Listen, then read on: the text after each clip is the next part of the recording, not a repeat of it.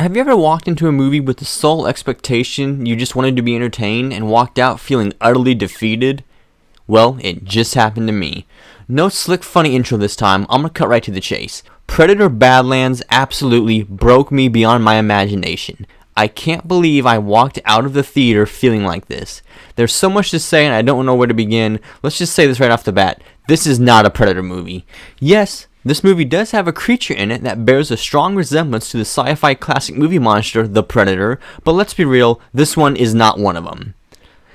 The best thing I can say about this movie is that if you forget that this has any relation to the Predator franchise, and just look at this movie as a pure sci-fi action film starring an alien species, then the film could be entertaining.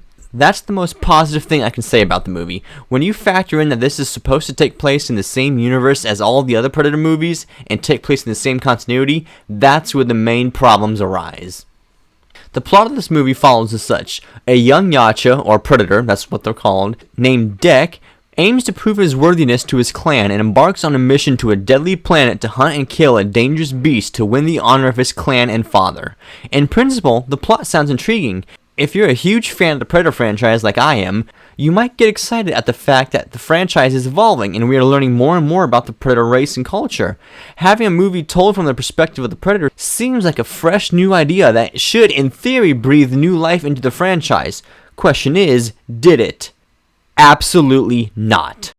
It's sad to see, guys, but the Predator franchise, much like a lot of other franchises, including Alien just recently, has been officially Disneyfied. Gone is the serious tone, mystery, and ambiance of the Predator species, and now we have Predators who talk fluently to each other, talk about their feelings, and decide that friendship is more important than fulfilling one's duty to their family/clan. This whole movie is a fucking joke. It took something so cool and beloved and turned it into cheap, generic, modern-day slop, sprinkled with Disneyfication all over the place. Take the character of Thea, played by Elle Fanning, a Weyland-Yutani synthetic who Dek finds on the planet and eventually teams up with to help him on his hunt. She's without a doubt the most annoying character in the entire movie by far. Every scene she's in, she's cracking jokes left and right, most of them don't even land, and fail to entice a chuckle out of the audience. You also have an alien Baby Yoda type creature that wasn't even in any of the trailers who appears in the movie as well as one of Dek's other sidekicks. This creature is one example of how you can tell Disney had its hands in this movie. He's basically Baby Yoda from The Mandalorian, except he looks different. He acts the same, sounds the same, even makes the same noises as Grogu does. The alien itself is whatever. He was fine at first, but then got annoying really quick. Much like everything else wrong with this movie, he's a fine alien creature, just doesn't belong in a Predator movie. Our main character, Dek the Predator, is, well, he's something. He's a young Predator of his clan and just wants to prove himself and be accepted into the clan alongside his brother and his father. He's smaller and weaker and less experienced than everyone else, so that makes him the underdog of the story. That would work if you were actually invested in the character, which I was not. One reason why I couldn't get invested into him is the CGI on his face. If you've been a long-time Predator fan, then you know basically all of the previous Predators have had real animatronic faces in the previous movies. For this movie, they made his face CGI to give him more expression this time around since he's the main character. In theory, that should work, but the execution here did not work. I don't know what it is, it just looks off and feels wrong. His overall face is fine for the most part, and then you see his mandibles move and it just throws the entire thing off. At least it did for me. I don't know if it's just me, but his mandibles look almost oversized and added on separately compared to previous Predators.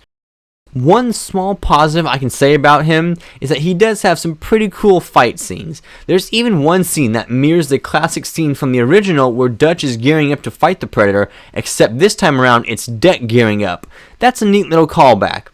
It was also sort of fun seeing him explore the new planet by himself and figuring out what's dangerous and what's not. The main problem arrives when he teams up with the android Thea, and every time he encounters something new, she has to talk over it and explain what it is and what's happening. It gets so old so fast. That's the main problem with this movie, the overall tone and structure. There's a great video by the YouTuber James Hancock from the channel Geeking with James Hancock, who is an awesome YouTuber. I'm a big fan of his. Go check him out. He did a video recently where he reviews Predator Badlands, and he says something that I think sums up this movie and, frankly, modern Disney perfectly. And at this point, Disney should just take Predator, Alien, Star Wars, and Marvel, and just call them all Disney 1, Disney 2, Disney 3, Disney 4, stir them all together, because if the movies feel the same and look the same and have similar dramatic beats, why have them be separate franchises whatsoever? That's the main point of frustration. This Predator movie feels like all the other Disney properties. Even the poster is Disney-fied with how it's laid out. Honestly, if someone were to tell you that this is a lost Star Wars script and it takes place in the Star Wars universe on a distant planet, that would make more sense than this being a Predator movie. This movie has Disney's fingerprints all over it. A weak and emasculated main male character who has daddy issues, a toxic father figure, a main female character who's smart and knows more than everyone else, cute cuddly creatures, millennial and Gen Z humor and dialogue. That's the worst one in my opinion. You can tell that this movie was written by progressive younger people who've never dealt with real world experiences in their life and was made for that same group of people. All serious scenes are undercut by jokes so the audience doesn't get enough time to process what serious line is being delivered. Not like that makes a difference with this movie, but you get the idea. I also don't agree with all this praise this movie's getting. Everywhere you look, big reviews, everyone's loving it. There is definitely some paying off happening behind the scenes. There's no way this many people are hyping up something so fucking mid. Granted, the modern audience that Hollywood likes to cater to might just be the right group of people for this movie, but who knows. I think my boy Bill Pullman perfectly described what Disney and people who like this shit do with everything they touch. I saw what they're planning to do. They're like locusts. They're moving from planet to planet. Their whole civilization. After they've consumed every natural resource, they move on. And we're next. As to where I rank this with the other Trachtenberg Predator movies, I would say Prey is definitely the best one he's directed. I would say Kill of Killers is also a bit better than Badlands because that movie still stuck to the core of what the Predator is. As to where I rank this with all the other Predator movies, it's definitely better than The Predator, directed by Shane Black, and that's about it for honestly. I would say that the original two 2010s Predators, and hell, even the first Alien vs. Predator movie is better than Badlands.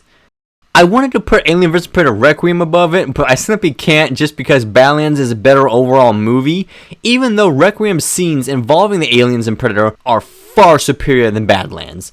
Badlands had a better script and slightly more intriguing characters, but that's not saying much. I don't want to ramble on too long, but I'm just super disappointed. I was excited when this was first announced. A movie where the Predator is the main character that also explores the lore a bit more? Okay, this could have been cool. But this ain't the way, guys. Predator Badlands is just another example of how Disney and modern Hollywood in general is just creatively bankrupt. They can't develop anything new, so they have to go back and revive old franchises, but when they do, they don't have enough talent to make that work, so it all just blows up in everyone's faces in the end. I mean, we finally got to see the Predator's homeworld, and it's your generic, bland, and barren desert-like world with no creativity put into it whatsoever. Sadly, judging by the strong box office opening, it looks like we might be getting more Predator movies from Dan Trachtenberg, which I am not looking forward to. If they do continue to go forward, I really hope it's not in the direction of Badlands. One good thing Trachtenberg said is that this movie takes place far into the future of the timeline because he didn't want to confuse the audience and step on other toes of previous creators within the franchise. I think that is a really smart move on his behalf. It allows him the room to do his own thing without having to contradict anything that has come before, and also gives him the wiggle room to experiment with new things within the franchise. I think that best describes Badlands. A neat little experiment where you have the Predator as the protagonist for one movie in a goofy sci-fi action film. The next one definitely needs to go back to basics, sort of like what Prey did. If they don't, and they continue down the path they started here, then it's going to get real ugly for the Predator as a franchise, even more than it already is now.